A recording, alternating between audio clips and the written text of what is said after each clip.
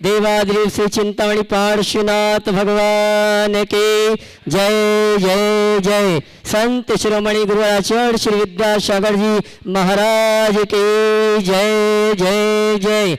प्रमाणिक संत गुणायतन प्रेता शंका समाधान भावना प्रवर्तक जन जन के संत प्रखर वक्ता बोले परम पूज्य मुनि श्री 108 प्रमाण सागर जी महाराज की जय जय जय। बोले परम पूज्य मुनिवर श्री निर्वेक सागर जी महाराज की जय जय जय। बोले परम पूज्य मुनिवर शीतल सागर जी महाराज की। तीर्थराज स्तंभेश्वर की तलहटी में स्थित गुणायतन परिसर से टीवी चैनल का बहुचर्चित विश्वविख्यात संघ का समाधान का कार्यक्रम हम और आप प्रारंभ करें। उसके पूर्व गुणायतन और श्री सेवायतन परिवार संघ का समाधान के सदन में उपस्थित समस्त श्रावक श्राविकाओं के साथ पारस चैनल, जिनवाणी चैनल और प्रमाणिक ऐप के माध्यम से जो इस कार्यक्रम को देख और सुन रहे हैं उन सभी का हार्दिक अभिनंदन स्वागत करता है। चलते हैं प्रतिदिन की भांति पारस चैनल, जिनवाणी चैनल, प्रमाणिक के माध्यम से जो इस कार्यक्रम को देख और सुन रहे हैं और पूरे भारतवर्ष से यहाँ पर जो श्रावक श्राविका उपस्थित हैं उन सभी की ओर से परम पूज्य मुनिवर के श्री चरणों में नमन करते हुए आशीर्वाद प्राप्त करेंगे और निवेदन करेंगे शंका समाधान के कार्यक्रम के लिए दोनों हाथ जोड़ लें। बोलेंगे हे मुनिवर नमोस्तु। आवाज कम आ रही है। हे गुरुवर नमोस्तु। हे मुनिवर नमोस्तु। आइए मुनि संघ के आशीर्वाद से हम और आप टीवी चैनल का बहुचर्चित विश्वविख्यात संघ का समाधान का कार्यक्रम प्रारंभ करें। उसके पूर्व जिन्होंने आज गुणायतन का अवलोकन करते हुए गुणायतन से जुड़ने का सौभाग्य प्राप्त किया है उनके नामों की घोषणा यहाँ से की जा रही है। अगर उपस्थित हैं तो अपने स्थान में खड़े होकर गुरुवर का आशीर्वाद प्राप्त करेंगे और कैमरा में सभी को कवर करेंगे। निर्माण निधि के रूप में गुणायतन से जुड़ने का अवसर प्राप्त किया श्रीमान आयुष जी सुपुत्र श्री कमलेश जी नागपुर, श्रीमती सुमन जी धर्मपत्नी गौरव मेहता जी जयपुर, श्री राजेंद्र कुमार जी कानपुर, श्रीमती निर्मला जी राविन जी तिरुवागंज कन्नौज और कंचन बहन जी खेमराज जी सिंघवी जी ईशानपुर अहमदाबाद। अगर उपस्थित हैं तो अपने स्थान पर खड़े होकर गुरुवर का आशीर्वाद प्राप्त करेंगे और कैमरामैन सभी को कवर करेंगे। मैं चाहूंगा आप सभी उनके सम्मान में जोरदार ताली बजाकर सम्मान करें।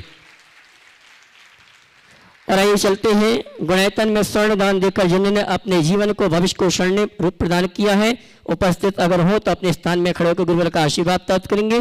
श्रीमती सूरज जी जैन वीना, श्रीमती शांतावेन शंकरलाल जी जैन झगड़ा परिवार गुडली उदयपुर निवासी हाटकेश्वर अहमदाबाद दिल्ली से, श्री रमेश जी मंजू जी गुप्ता उपस्थित हो तो अपने स्थान में खड़े होकर गुरुवर का आशीर्वाद प्राप्त करेंगे। मैं चाहूंगा सम्मान में जोरदार ताली बजाकर उनका सम्मान करें।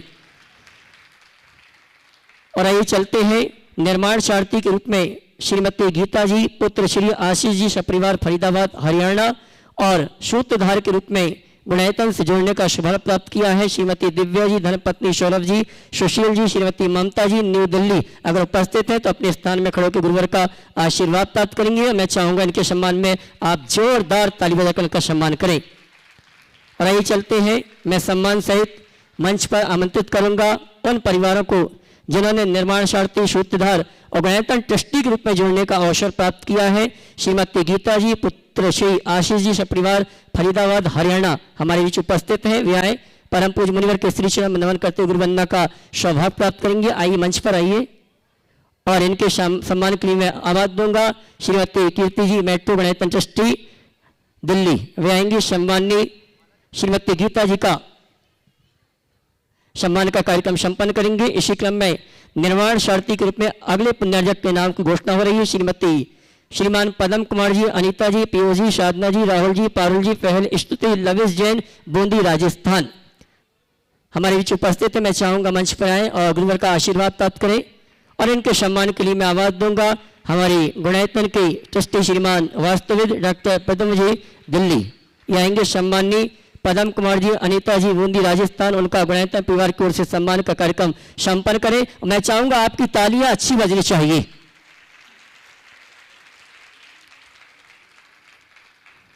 और आइए चलते हैं सूत्रधार के रूप में जिन्होंने गुणायतन से जोड़ने का सौभाग्य प्राप्त किया है श्रीमान प्रदीप कुमार जी, श्रीमती आशा जी, पीओजी सपना जी, समर्थ जी जैन जयपुर राजस्थान। वे आएंगे श्रीमान प्रदीप कुमार जी पूरे परिवार के साथ हैं जयपुर राजस्थान, और इनके सम्मान के लिए मैं आवाज दूंगा हमारे गणतंत्र ट्रस्टी श्रीमान अरुण जी जयपुर और गणतंत्र ट्रस्टी श्रीमान प्रेमचंद जी अजमेरा नशीराबाद। ये आएंगे सम्मानीय प्रदीप कुमार जी का गणतंत्र परिवार की ओर से सम्मान का कार्यक्रम संपन्न करेंगे। और सम्मान के समय मैं चाहूंगा आपकी तालियों का सम्मान। आइए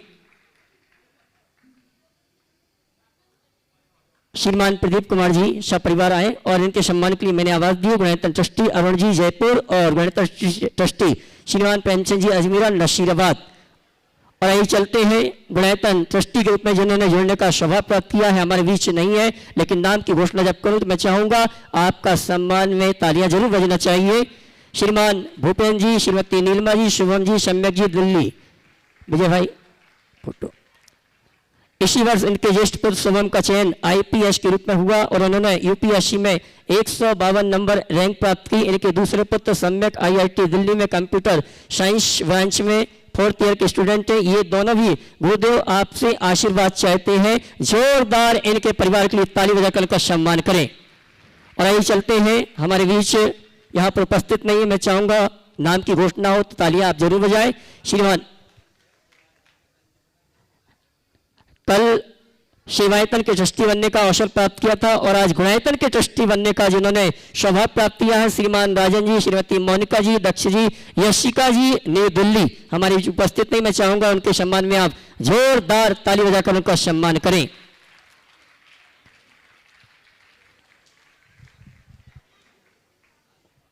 जी हाँ जी, इसी क्रम में गणतंत्र ट्रस्टी के रूप में क्षमा चाहूंगा हमारे इंदौर से श्रीमान राजकुमार जी, श्रीमती साधना जी, सुभी जी, शुभ जैन इंदौर, जिन्होंने आज गणतंत्र में गणतंत्र ट्रस्टी के रूप में जोड़ने का सौभाग्य प्राप्त किया। मैं सम्मान सहित आमंत्रित करूंगा और उनके सम्मान के लिए मैं आमंत्रित करूंगा उनके साड़ू भाई गणतंत्र ट्रस्टी श्रीमान अशोक जी, सुषमा जी, सिंगई खोरई, और साथ में डॉक्टर संजय जी सागर एरिया जावे हमारे सम्मानीय श्री राजकुमार जी परिवार का सम्मान का कार्यक्रम संपन्न करें।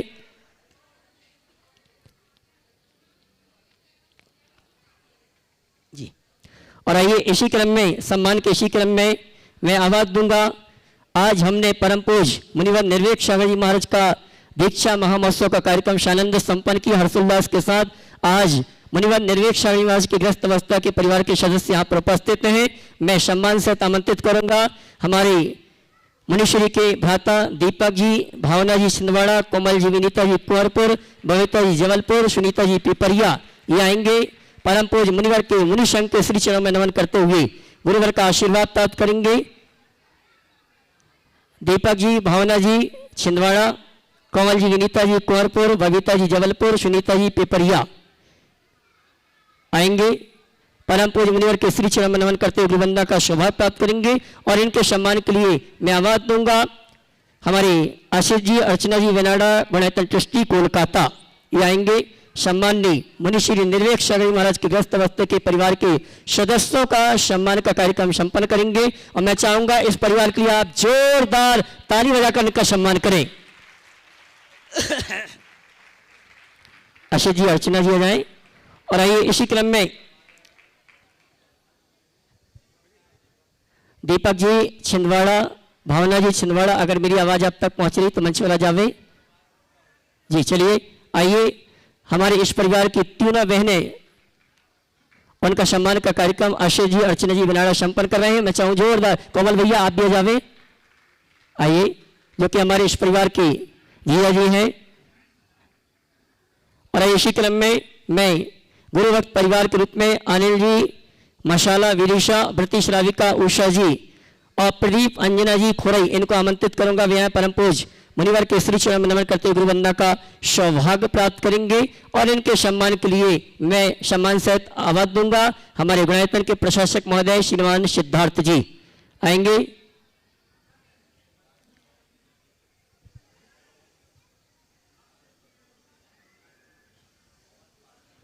हाँ जी, इनके साथ आएंगे गणतंत्र ट्रस्टी पवन कुमार जी पाटनी जंगीपुर, सिद्धार्थ जी के साथ सम्मान करने के लिए गुणायतन ट्रस्टी पवन कुमार जी पाटनी जंगीपुर आएंगे। ये गुरु भक्त परिवार है। जब भी मुनिवर का दीक्षा महोत्सव होता है, पिछी परिवर्तन होता है, चातुर्मास स्थापना का कार्यक्रम होता है, ये परिवार हमेशा उपस्थित रहता है। ऐसे परिवार के लिए जोरदार ताली बजाकर इनका सम्मान करें। अनिल जी विदिशा मशाला, व्रती शाविका, उषा जी गुरु भक्त परिवार विदिशा और प्रदीप अंजना जी खोई, इनके सम्मान के लिए मैंने आवाज दी है। हमारे गुणायतन के प्रशासक महोदय श्रीमान सिद्धार्थ जी और गुणायतन ट्रस्टी पवन कुमार जी पाटनी जंगीपुर जी। विदिशा वालों का अनिल जी मसाला विदिशा, व्रती श्राविका उषा जी विदिशा, ये आगे जावे। पहले अंजना जी प्रदीप जी बाद में आएंगे। सम्मान का कार्यक्रम संपन्न कर रहे हैं। आप जोरदार ताली बजाकर के सम्मान करें। हाँ जी। और इसी क्रम में गुरु भक्त परिवार के रूप में प्रदीप जी अंजना जी खोई हमारे बीच उपस्थित हैं। पुनः एक बार सम्मान के लिए सिद्धार्थ जी और पवन कुमार जी पाटनी जंगीपुर गुणायतन ट्रस्टी इनको आमंत्रित करूंगा। हमारे सम्माननीय गुरु भक्त परिवार खोरई से प्रदीप जी अंजना जी का सम्मान का कार्यक्रम संपन्न करें और जोरदार ताली बजाकर आप इनका सम्मान करें।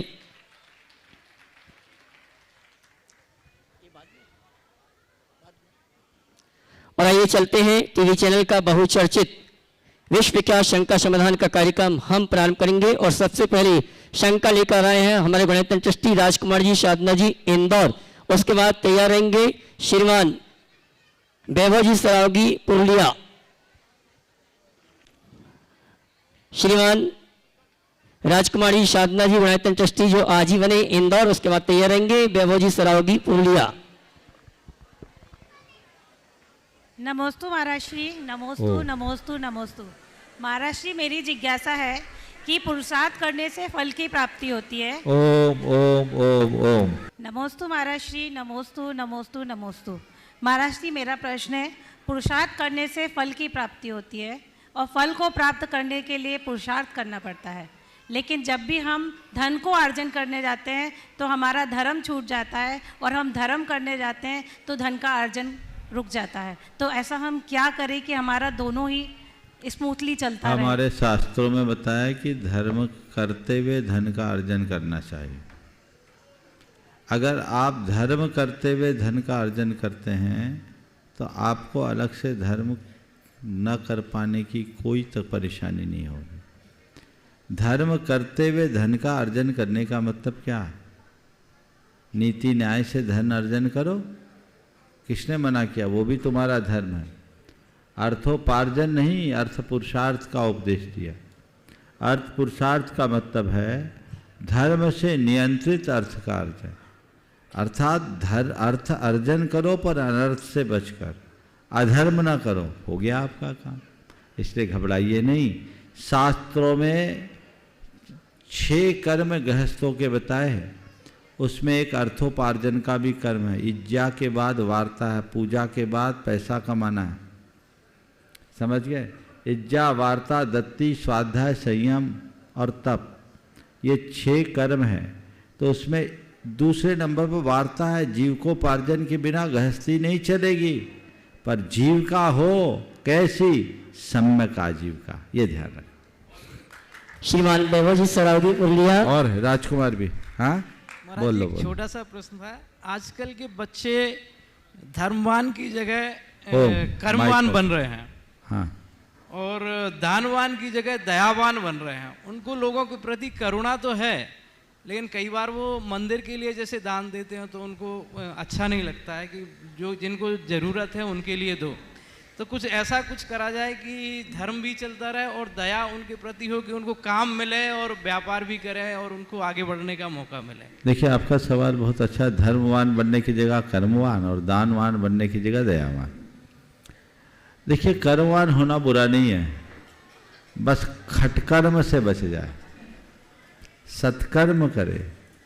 कर्मनिष्ठ होना अच्छी बात है, व्यक्ति को कर्मनिष्ठ होकर काम करना चाहिए, लेकिन उस कर्म को भी धर्म के दायरे में अपनाओ।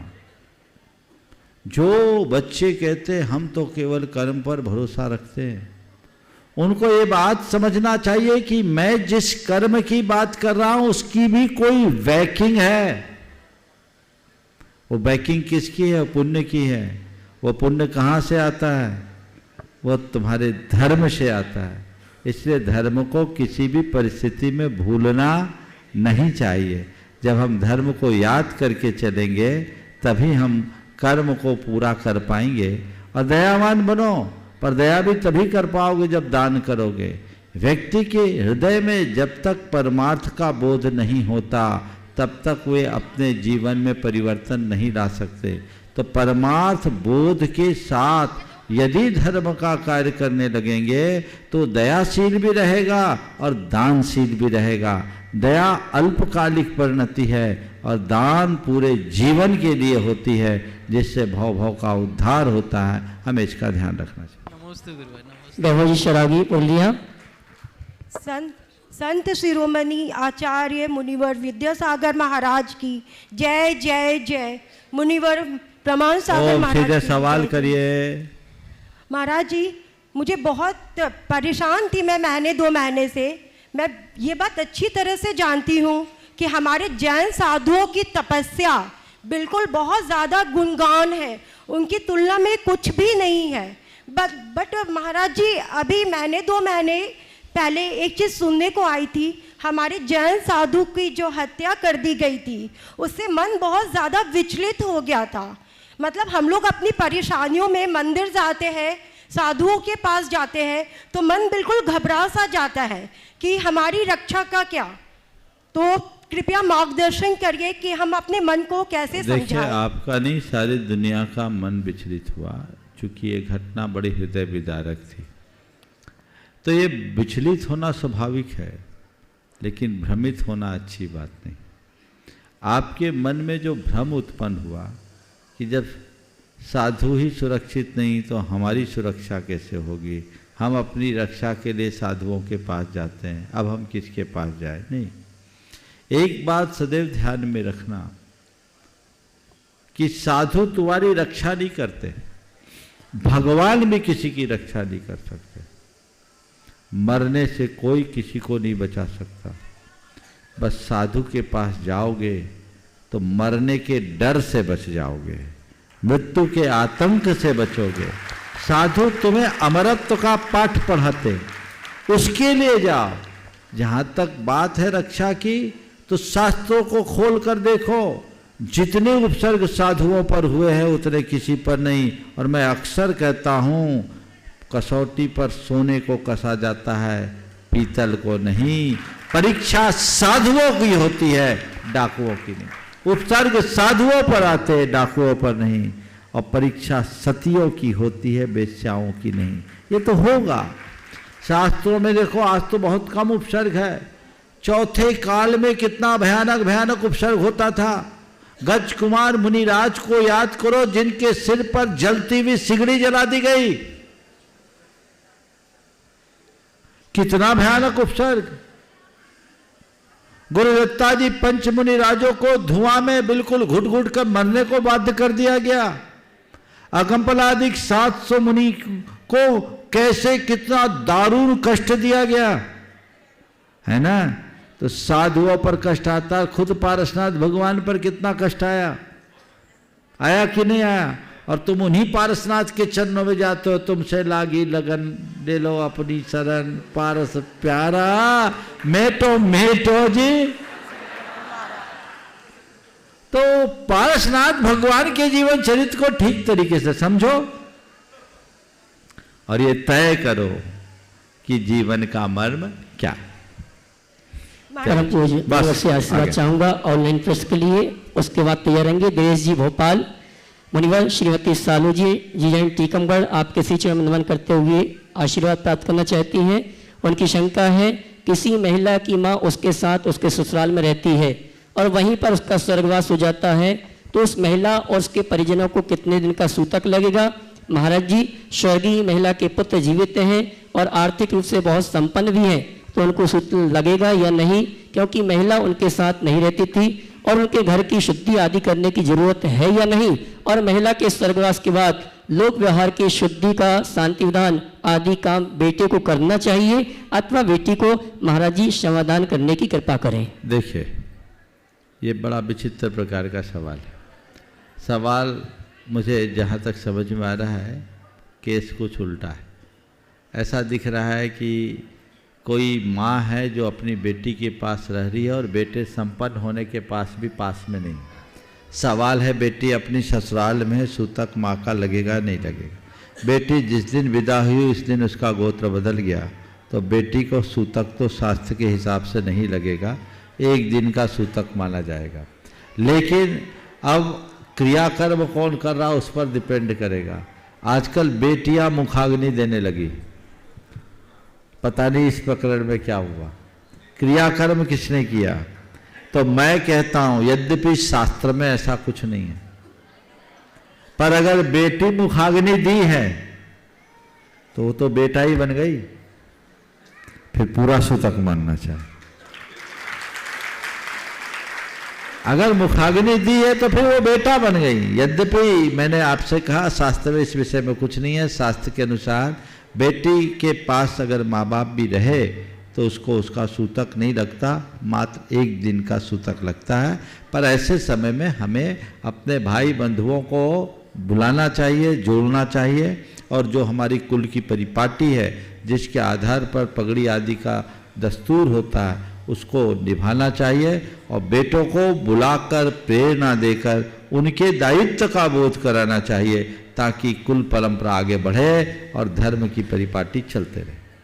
दिनेश जी भोपाल, उसके बाद तैयार रहेंगे श्रीमती सविता जी, दिनेश जी, अनीता जी मुंबई, एक साथ एक प्रश्न के लिए। महाराज श्री के चरणों में नमोस्तु नमोस्तु नमोस्तु, इच्छामी इच्छामी इच्छामी। सर्वप्रथम महाराज श्री मैं चाहूँगा कि अयोध्या नगर जैन समाज की ओर से सभी की ओर से नमोस्तु और उनको सभी को आशीर्वाद प्रदान करें।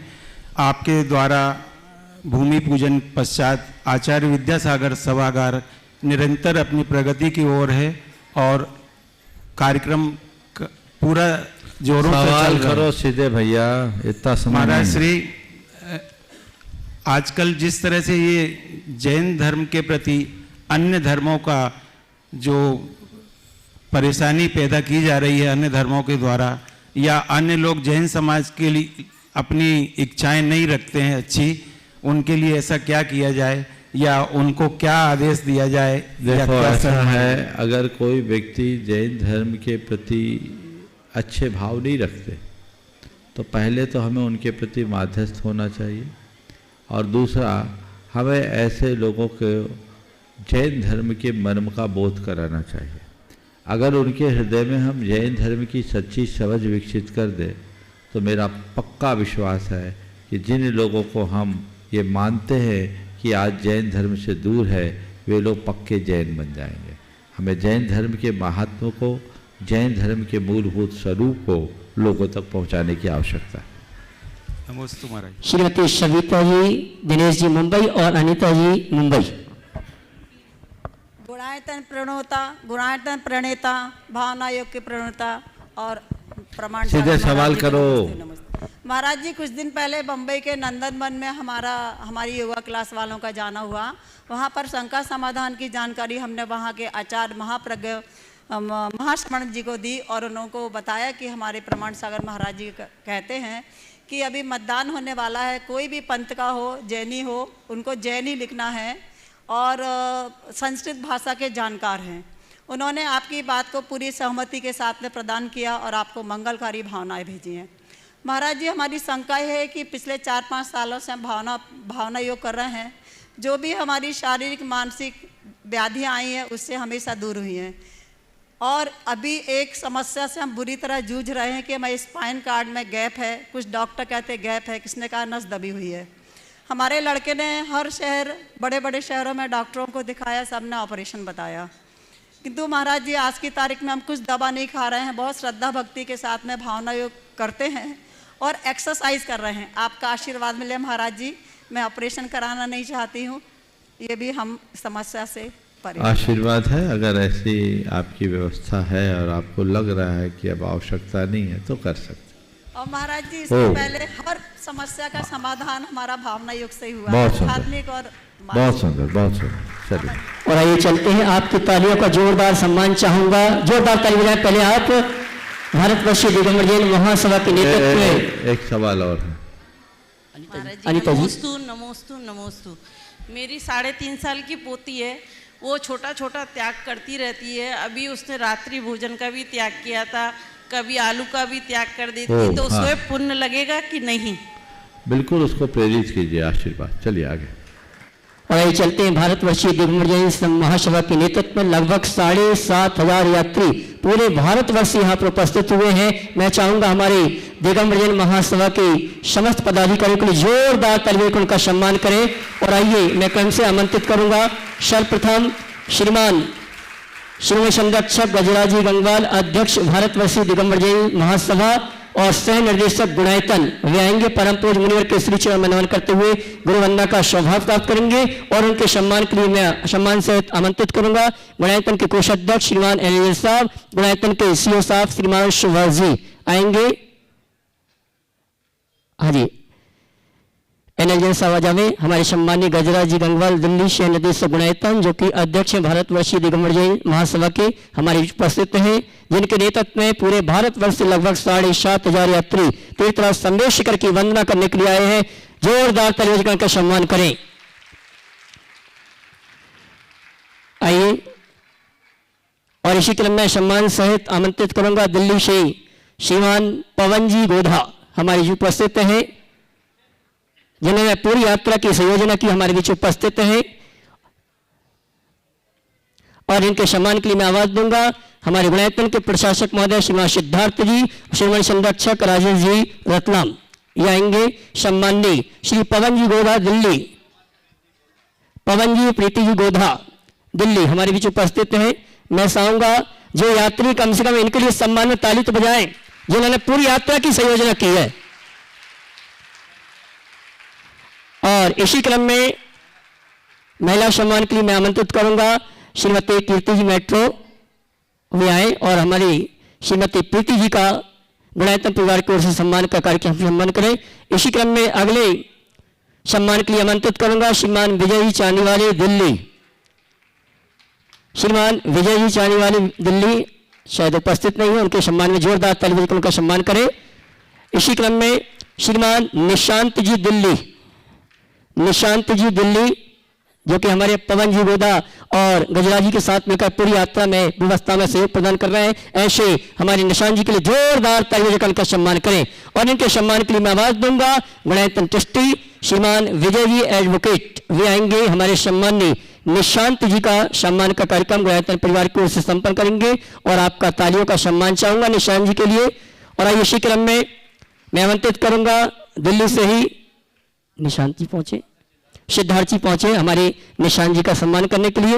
और इसी क्रम में श्रीमान पीयूष जी जैन दिल्ली हमारी उपस्थित है, वे आए परम पूज्य मुनिवर के श्री चरण में नमन करते गुरु वंदना का सौभाग्य प्राप्त करेंगे। और उनके सम्मान के लिए मैं आवाज दूंगा गुणायतन ट्रस्टी श्रीमान अरुण जी जयपुर और वास्तविक गुणायतन ट्रस्टी प्रद्युम्न जी दिल्ली।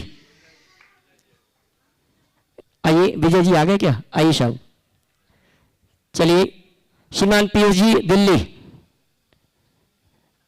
पीयूष जी नहीं है, शायद पीयूष जी हमारे बीच नहीं है। मैं चाहूंगा उनके सम्मान में जोरदार ताली बजाकर उनके सम्मान करें। इसी क्रम में श्रीमान राजेश जी खाना खजाना दिल्ली हमारे बीच उपस्थित हैं, वे आए परम पूज्य मुनिवर के श्री चरणों में नमन करते हुए वंदना का सौभाग्य प्राप्त करेंगे।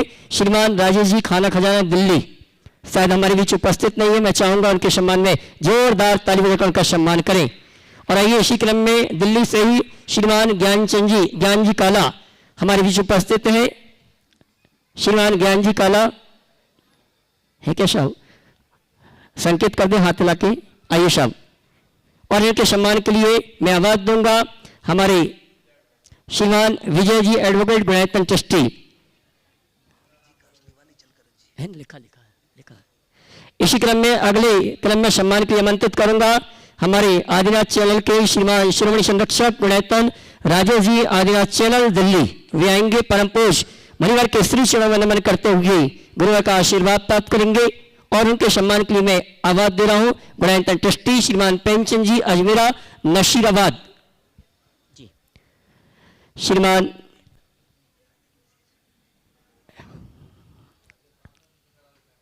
श्रीमान राजेश जी आदिनाथ चैनल श्रोमणी संरक्षक गुणायतन, इनके सम्मान के लिए श्रीमान प्रदम जी और श्रीमान विजय जी एडवोकेट।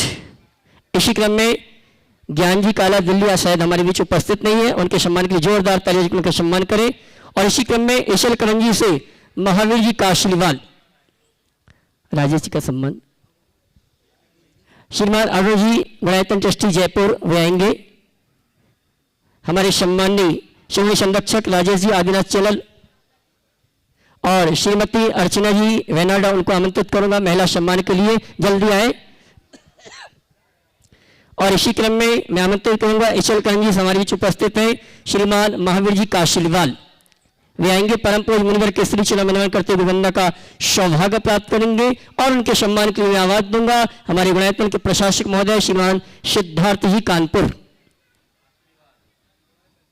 अच्छा, हाँ जी जी जी जी, सिद्धार्थ जी काशलीवाल गुणायतन प्रशासक महोदय सम्मान करेंगे महावीर जी काशलीवाल ईशल करंजी, जोरदार ताली बजाकर उनका सम्मान करें। और मैं चाहूंगा सभी सम्माननीय हमारे भारतवर्षीय दिगंबर जैन महासभा के सभी पदाधिकारियों का, सभी सदस्यों का और सभी सहयोगों का आप जोरदार ताली बजाकर सम्मान करें। और आइए चलते हैं पुनः एक बार जी, और आइए भारतवर्षीय दिगंबर जैन महासभा की ओर से और इस यात्रा के प्रमुख के रूप में मैं आमंत्रित करूंगा श्रीमान पवन जी गोधा दिल्ली, वे आए और महासभा की ओर से अपनी बात रखें। श्रीमान पवन जी गोधा दिल्ली। जय बोलिए आचार्य भगवान श्री विद्यासागर जी महाराज की, समस्त आचार्य संघ की। आज का ये परम सौभाग्य 2012 में जब 800 भाई बहनों को हम लेकर के आए थे, जब गुरुदेव ने कहा कि अगली बार कितने लेके आओगे, वो दिन मुझे याद है कि अब वो संख्या गुरुदेव के आशीर्वाद से और दिल्ली में बैठे हुए हमारे उपाध्याय श्री गुप्ती सागर जी महाराज के आशीर्वाद से, उनकी प्रेरणा से एक विशाल मंदिर, विशाल हॉस्पिटल जिनके आशीर्वाद से बनने जा रहा है। गुरुदेव आज हमारा प्रश्न नहीं है, आपसे यही आज्ञा चाहते हैं कि जितने भी यात्री आए हैं, करीब 6872 यात्री टोटल, जिसमें 12 ट्रेन व 2 फ्लाइट आई हैं, उन सबको आप ऐसा आशीर्वाद दें कि सबकी वंदना सकुशल हो, सब अपने अपने घर सही सलामत पहुंच जाए। और जिस तरीके से सभी ट्रेन समय पर यहाँ पर आई है, सभी अपने अपने घर पर समय पर पहुंच जाए, ऐसा आपके आशीर्वाद से ही हो सकता है। और ये आपके आशीर्वाद से ही हमारी शक्ति बढ़ी है, यही आज का हमारा प्रश्न है। और आइए इसी क्रम में आमंत्रित करूंगा ओम, एक बार जोरदार करतल ध्वनि कर दीजिए। बहुत कर्मठ और जुझारू व्यक्तित्व है, इतने सारे लोगों को अलग अलग ठिकानों से इकट्ठे करके ला। यहाँ जा पवन, सामने आओ पवन, इधर आओ। इतने सारे लोगों को इकट्ठे करके अलग अलग ठिकानों से लाना और ठिकाने पहुंचाना बहुत बड़ी बात है। यह इनके मैनेजमेंट की कुशलता का उत्कृष्ट उदाहरण है और सब यात्रियों में हर्ष होता है। शायद यही वजह है कि हर साल इनकी संख्या बढ़ते जा रही है, बढ़ते जा रही है, बढ़ते जा रही है। मैं भावना भाता हूँ ऐसी इनकी संख्या बढ़े और बढ़ के ये आज तीर्थ यात्रा करा रहे हैं, कल ये खुद तीर्थ बनने का सौभाग्य प्राप्त करे। आशीर्वाद बिल्कुल बिल्कुल, बहुत सुंदर। और आइए इसी क्रम में मैं आमंत्रित करूंगा हमारे भारतवर्षीय दिगंबर जैन महासभा के अध्यक्ष, यशस्वी अध्यक्ष श्रीमान श्रीमण संरक्षक गजराज जी गंगवाल, सह निर्देशक गुणायतन दिल्ली, वे आएंगे, महासभा की ओर से अपनी बात रखेंगे।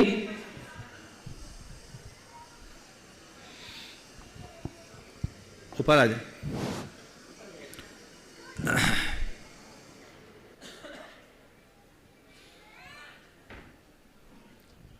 नमोस्तु गुरुदेव, नमोस्तु गुरुदेव, नमोस्तु गुरुदेव। आज 2 साल पहले मैंने भारतवर्षीय दिगंबर जैन महासभा को संभाला था और सबने मेरे को महासभा का अध्यक्ष के लिए चुना था।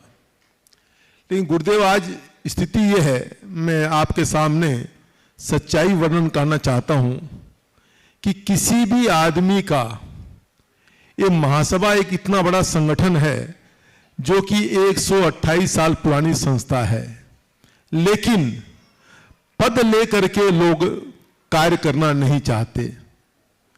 मुझे लगता है कि अगर इस तरीका से रहा तो हम सितंबर दिगंबर की बात करते हैं। आज दिगंबर समाज की यह स्थिति है कि पूरा समाज बिखरा पड़ा है।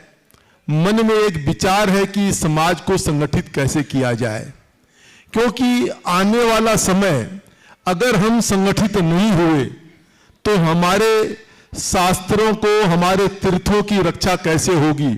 ये विचार कभी कभी मन में आता है और मन में बड़ी चिंताएं रहती है कि ऐसे पद लेकर के क्या फायदा जो समाज के लिए कुछ न कर पाए। सोचता बहुत हूं, करने की कोशिश भी करता हूं, लेकिन मैं अपने आप को अकेला महसूस करता हूं। मैं तो पूरे भारतवर्ष में तो चाहता हूं सितंबर दिगंबर एक हो, लेकिन कम से कम दिगंबर समाज तो आज एक हो। हमारे पंथवाद का झगड़ा है, ये 20 पंथी 13 पंथी, लेकिन मैं कहता हूं महासभा किसी पंथ को नहीं मानती। जो जिसको पंथ मानना है कम से कम संगठित तो हो। आज जब सम्मेद शिखर का प्रकरण हमारे सामने आया, गुरुदेव आपको सारी बात का पता है, सरकार को झुकना पड़ा क्योंकि हम संगठित उस टाइम हुए थे। आज गिरनार का झगड़ा चल रहा है, जगह जगह तीर्थों का झगड़ा चल रहा है। अगर समाज संगठित नहीं हुआ तो हमारा आगे भविष्य क्या होगा गुरुदेव, इसके बारे में मैं चाहूंगा कि आपको मार्गदर्शन देना चाहिए और आपको इस मंच से एक समाज को या निर्देश देना चाहिए कि समाज संगठित होकर के और काम करे, नहीं तो आने वाला समय समाज के लिए बहुत खराब होगा। ये मेरी धारणा है गुरुदेव, इसके अलावा मेरे आज कुछ नहीं करना। सबको जय जी। देखिए गजराज जी खड़े रहिए, एक बार जोरदार करतल ध्वनि से इनका भी अभिनंदन कर दीजिए। ये नव जीवन पाकर आए हैं और इनके जोश को देख के लगता है ये वापस पुराने स्वरूप में आ गए। अभी कुछ दिनों पूर्व इनकी एक बड़ी शल्य क्रिया हुई, बाईपास कराए, बाईपास सर्जरी कराए। मैं तो ये कहता हूँ जो बाईपास कराता है वापस जवान होके आता है और उसकी झलक दिख रही है। और मुझे लगता है ऐसा जोश खरोश बना रहे तो आगे बहुत कुछ करने की संभावना है, आप कर पाएंगे। आपने जो बात कही वो बात नहीं, एक प्रकार की पीड़ा है और ये पीड़ा हर समाज हितैषी के मन में है। जहाँ तक समाज के असंगठित होने का सवाल है, मेरा मानना है समाज असंगठित रहने से कोई परेशानी नहीं है, परेशानी विघटित होने से। अलग अलग समाज है, अलग अलग मान्यताएं हैं, अलग अलग परंपराएं हैं, वो एक नहीं हो सकती। वो अलग अलग रहेंगे, उससे कोई हानि नहीं है, क्योंकि ये सब की अपनी आस्था से जुड़ा हुआ सवाल है। किसी को आप कहो कि तुम अपना पंथ बदल दो तो कैसे बदलेगा? वो अपनी मान्यता नहीं बदल सकता, कोई दिक्कत नहीं। पर जब पंथवाद हावी हो जाता है तो विघटन शुरू होता है, वो हमारे लिए दिक्कत देता है। तो हमें चाहिए समाज को पंथवाद से मुक्त करने का प्रयास करें। जब भी हम कोई काम करें, समाज के व्यापक हितों की बात आए तो हमारा पंथ गौण हो जाए।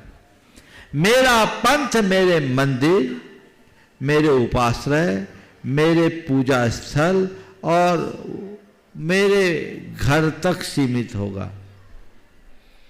बाहर आऊं तो मैं केवल जैन हूं, ये भाव मन में आना चाहिए और इसकी आवश्यकता है।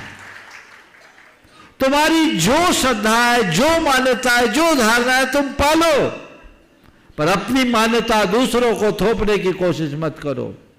धर्म की प्रभावना करो, पंथ की प्रभावना मत करो।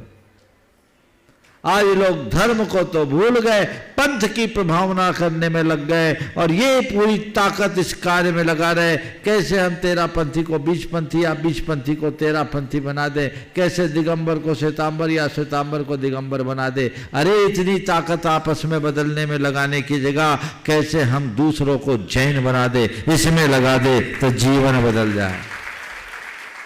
आज जरूरत है मूल रूप से तत्व ज्ञान के प्रसार की। हम तत्व ज्ञान का प्रसार करें, पंथवाद का नहीं।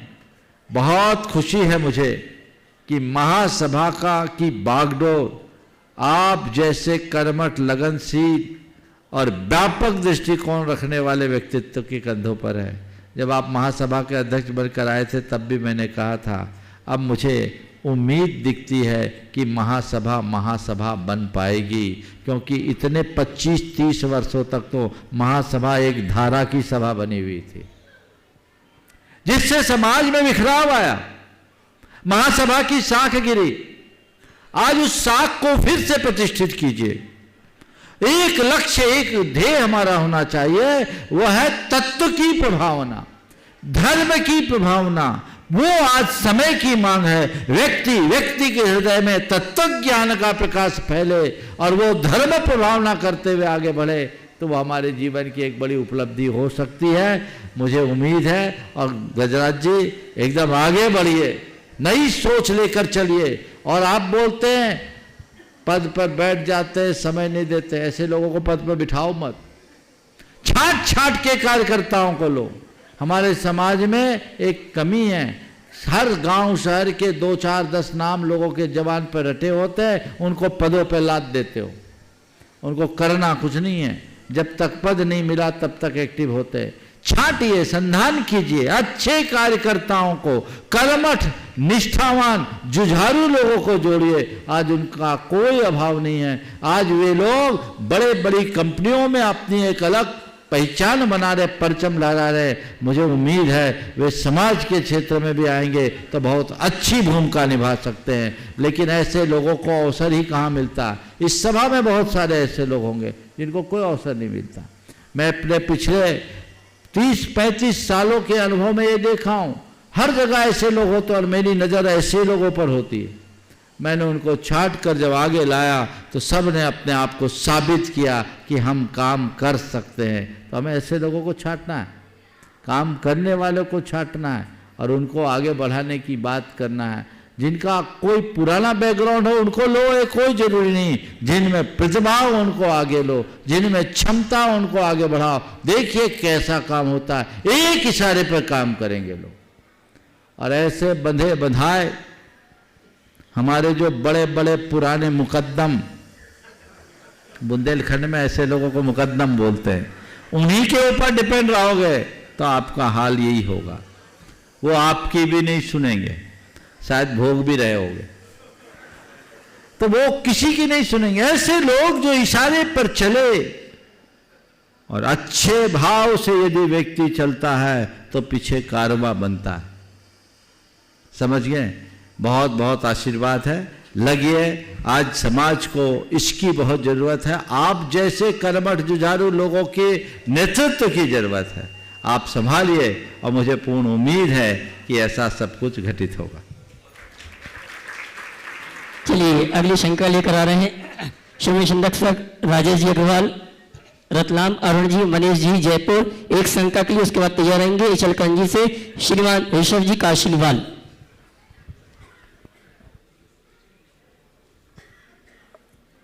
नमोस्तु महाराज श्री, नमोस्तु महाराज श्री, नमोस्तु महाराज श्री। महाराज श्री, आज तक हमने यही पढ़ा है कि पछतावा अतीत नहीं बदल सकता और चिंता भविष्य नहीं बदल सकती और आज के वर्तमान में ही आनंद लेना चाहिए। लेकिन क्या कहाँ तक ये बात सही है कि हमें अतीत के बारे में सोचना नहीं चाहिए और चिंता करनी नहीं चाहिए भविष्य की? बिल्कुल सही बात है। पछतावा हमारा अतीत नहीं बदल सकता और चिंता हमारा भविष्य नहीं बना सकती। हमें वर्तमान में जीना चाहिए, ये सत्य है, लेकिन वही तो हम नहीं करते।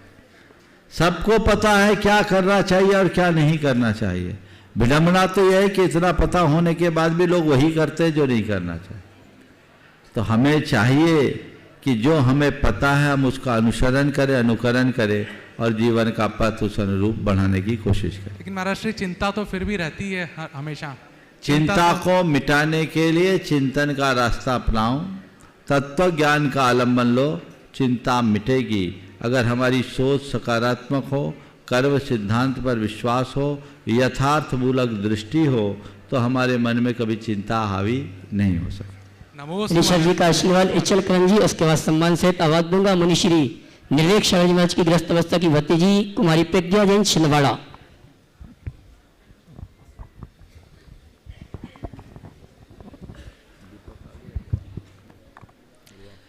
नमोस्तु महाराज जी, नमोस्तु महाराज जी। महाराज जी, मैं संपूर्ण दक्षिण जैन समाज की ओर से 1 मिनट का समय चाहते हुए इतना कहूँगा कि पूरा दक्षिण समाज आपके सानिध्य के लिए लालायित है। आपके संपूर्ण संघ के चरण दक्षिण समाज की ओर पड़े और हमें भी धर्म लाभ मिले, ऐसा मैं पूर्ण इचलकरंजी जी समाज की ओर से करीब 150-200 लोग महाराज जी आए हुए हैं।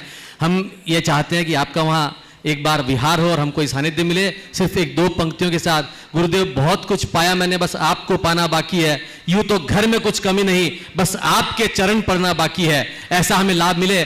और मेरा एक छोटा सा प्रश्न गुरुदेव, कि हमेशा ये कहते हैं उत्कृष्ट द्रव्यों के साथ, उत्कृष्ट भावों के साथ पूजा करनी चाहिए, उत्कृष्ट फल मिलते हैं। मेरे इस प्रश्न महाराज जी ऐसा है, अगर मेरे पास साधन नहीं है, कमी है और उत्कृष्ट द्रव्यों से पूजा नहीं कर सकता हूं, लेकिन भाव मेरे उत्कृष्ट हैं, तो क्या मुझे उत्कृष्ट फल नहीं मिलेंगे क्या? अब इस प्रश्न में एक प्रश्न है, क्या महाराज श्री पूजा अर्चना अभिषेक शांति धारा क्या फल की प्राप्ति के लिए करनी चाहिए क्या? क्योंकि उत्कृष्ट द्रव्य से करना उत्कृष्ट फल पाने के लिए, तो ये दोनों प्रश्न के मुझे समाधान चाहिए। देखिए, पहले सवाल का उत्तर दूंगा तो दूसरे का उत्तर अपने आप मिल जाएगा। आपने बहुत अच्छा सवाल किया है, क्या उत्कृष्ट द्रव्य का ही उत्कृष्ट फल मिलता है? इसका आधा उत्तर यह है कि उत्कृष्ट द्रव्य से उत्कृष्ट फल मिलता है, पर इसका दूसरा उत्तर यह है कि उत्कृष्ट द्रव्य से ही उत्कृष्ट फल नहीं मिलता, उत्कृष्ट भाव से उत्कृष्ट फल मिलता है। और आपने जिस जगह यह सवाल किया है, वो यहाँ तो बहुत पुराना उदाहरण है देवपथ खेवपथ का, आपने सुना होगा। यहाँ एक सेठ आया था संघ लेकर, हजारों लोगों की समूह के साथ, और वो संघ लेकर आया था, वो मोतियां चढ़ाता था। उसके समूह में एक रसोइया भी था, वो लोगों का भोजन बनाने में मगन हो जाता था। लोगों की तैयारियां लोग करे, दिन में वंदना करके आए, इनके खाने पीने का इंतजाम करे, पर उसके हृदय में बड़ी प्रगाढ़ श्रद्धा थी कि मुझे वंदना करनी है। तो उसने क्या किया, रात में वंदना की, रात अंधेरे जाके वंदना की, ताकि वंदना भी हो जाए और मेरी ड्यूटी भी पूरी हो। और वंदना करने के क्रम में उसके पास कुछ नहीं था, थोड़े से ज्वार के दाने थे जो अपने गांव से लेकर आया था। हर टोंक पे श्रद्धा भक्ति से ज्वार चढ़ा दिया। चढ़ाने के बाद वापस लौटा। लौटने के बाद जब सेठ वंदना करने के लिए गया तो हर टोंक पर मोतियों के पुंज दिखाई पड़े। सेठ की आंखें फटी रह गई, ये कौन, मेरे से बड़ा सेठ कौन आ गया? ये जो थोड़े ऐसे सेठ होते उनके अंदर ऐसा भाव आ जाता, मुझसे बड़ा कौन आ गया। अरे मोती तो मैं चला रहा हूं, इस संघ में मेरे संघ के अलावा यहां और कोई यात्री नहीं है, आखिर ऐसा कौन आया जो प्रभु चरणों में मोती चढ़ाता? और मैं तो 1-2 टोकों में चढ़ाता, ये सब टोकों में चढ़ा रखा है, और मैं 2, 4, 10, 20 मोती चढ़ाता, ये तो पूरे पुंज है। हला कान हो गया, क्या करे? छानबीन की, अपने गुप्तचरों को लगाया, कौन है? पता लगा रात में ये देवपथ गए थे, देवपथ खेवपथ जो थे, वो जाकर वंदना की। अच्छा वो किया, उसने मोती चुरा कर चढ़ाया, लगता है मेरे ही घर से मोतियां चुरा कर चढ़ाया होगा। ध्यान रखना, बड़े लोगों को छोटे लोगों पर ज़्यादा संशय होता है, और वो प्रायः सबको चोर ही समझते हैं, क्योंकि जो अंदर होता है वही बाहर दिखता है।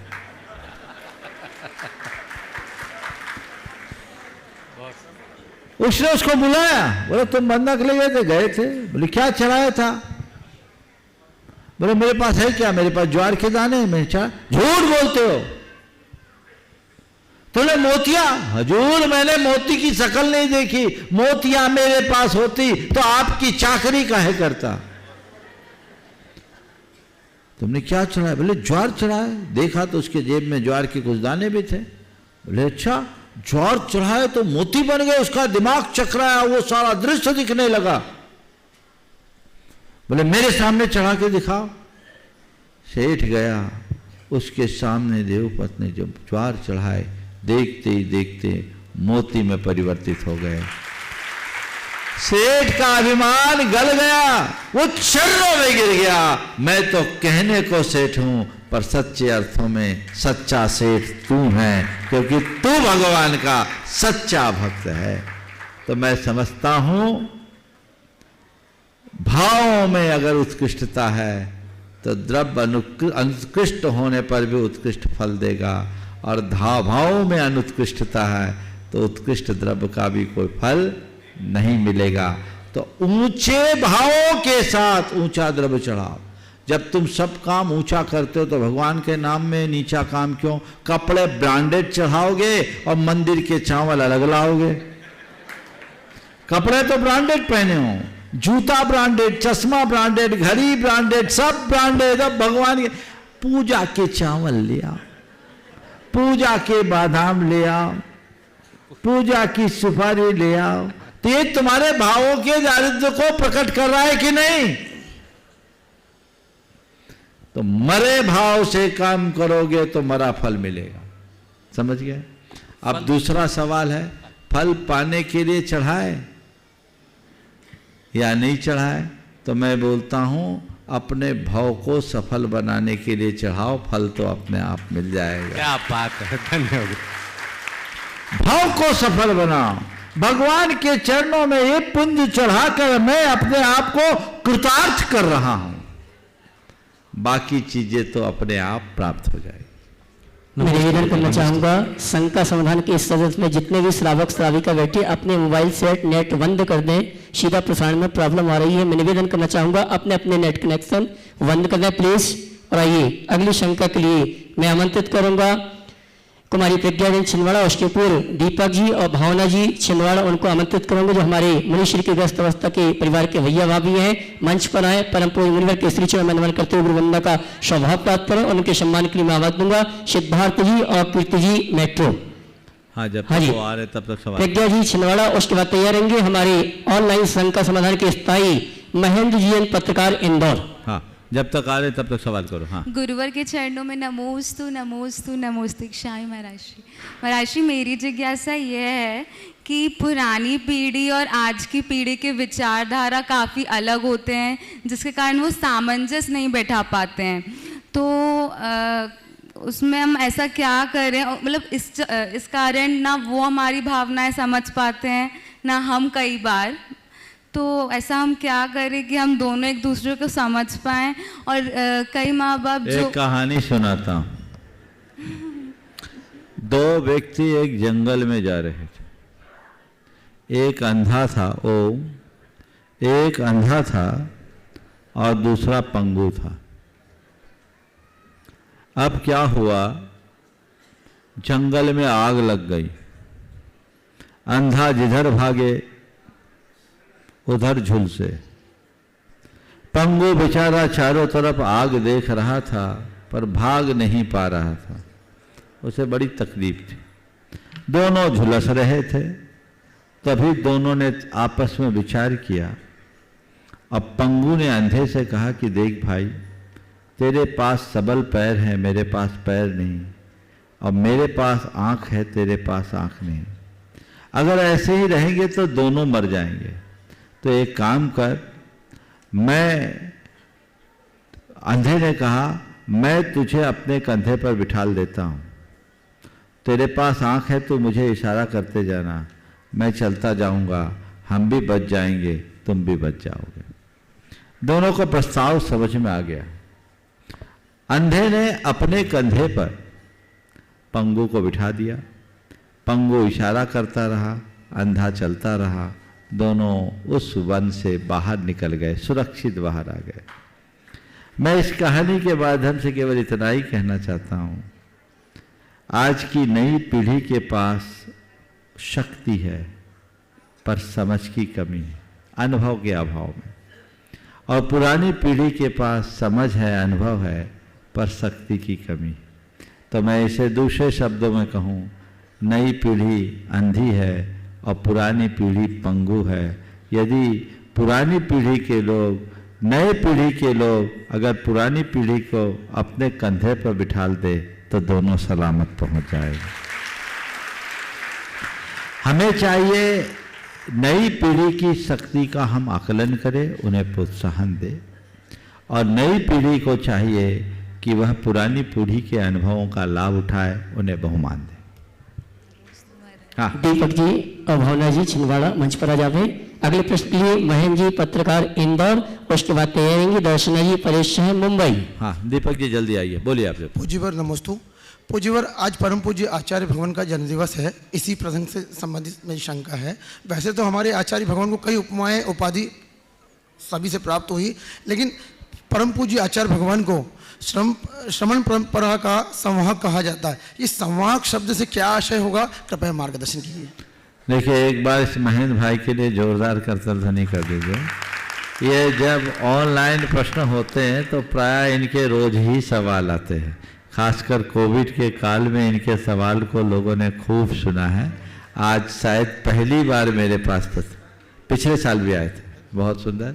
संवाहक का अर्थ है आगे बढ़ाने वाले, जो श्रमण परंपरा को आगे बढ़ा रहे, वो संवाहक। हाँ, श्रीमान दीपक जी भावना जी का सम्मान करने के लिए आवाज दे रहा हूँ। श्रीमान शिवदास जी का आशीर्वाद प्रशासक महोदय और श्रीमती कीर्ति जी मेट्रो आ जाए और जोरदार तालियों से उनका सम्मान करें। अगली शंका लेके आएंगे दर्शना जी परेश है मुंबई, और उसके बाद मनीष जी मदुरई।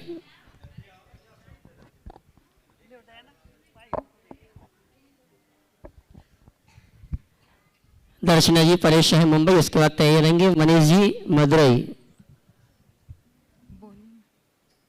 जय जिनेन्द्र गुरुवर।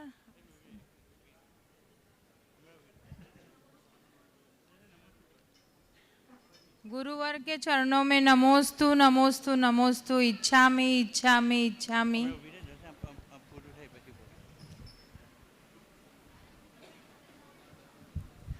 आपकी तालियां बहुत कम बजती हैं, बजाइए अच्छी ताली। संजय भाई।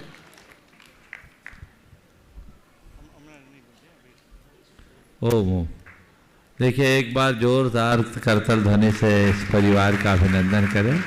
आप देख रहे हैं, ये दीपक महाराज श्री के भौतिक जीवन के बड़े बड़े भ्राता हैं, और एक ऐसा परिवार, जब महाराज जी तो मुनि हैं ही, इनकी एक बहन आयरिका है। समझिए, अपने संग में ये बहुत दुर्लभ है, और ये उन्हीं लोगों के जीवन में घटता है जिनके पिछले कई भवों का संस्कार होता है। आज महाराज श्री का 27वां मुनि दीक्षा दिवस है। मैं चाहूँगा अगले 2 प्रश्नों के बाद महाराज श्री का, इस प्रश्न के बाद महाराज श्री का सवाल होगा, और एक बार आप सभी महाराज श्री की जोरदार अभिवंदना कर दीजिए, जिन्होंने, हाँ बोलिए आगे। दर्शना जी परेश है मुंबई। गुरुवर के चरणों में नमोस्तु नमोस्तु नमोस्तु, इच्छामि इच्छामि इच्छामि। महाराज श्री, मेरा प्रश्न ये है कि जब पूजा पाठ करते हैं अष्टद्रव्य से, तो सारे अर्घ गीले हो करके चढ़ाते हैं, चावल बादाम इत्यादि सामग्री पूजा की, और वो सब एक साथ एक ही जगह पे जमा होता है। तो जो आगे उसका उपयोग होने वाला है, वो लोग को भी दिक्कत होती होगी। तो मैं पूछना चाहती हूँ कि क्या सूखे चावल या सूखी सामग्री पूजा के इसका लिए एक सॉल्यूशन है। अगर ये अपना लिया जाए, सिद्धार्थ जी, आपकी भी बड़ी समस्या हल हो सकती है। द्रव्य तो शुद्ध चढ़ाना है। बाजार में जो द्रव्य सामग्री आती है वो शुद्ध नहीं होती, गोदामों में चूहे की, लेड़ी और अन्य चीज़ें अशुद्ध वस्तुएं होती, इसलिए उसको शुद्ध तो करना है और गीला नहीं रखना है। तो एक सॉल्यूशन दिख रहा है जो अभी अभी मुझे समझ में आया। पहले से धो के सुखा लो और सूखे द्रव्य चढ़ा दो, टूटेंगे नहीं अगर हिसाब से करोगे तो। धोने का तरीका है, टोकनी में डालो बांस की और चावल को हिलाए बिना पानी डाल करके उसको धो लो, साफ हो जाएगा। और उसको फैला के सुखा लो कम पानी में। चावल नहीं टूटा और टूट भी जाए तो अशुद्ध से अच्छा है टूटे चावल चलाना।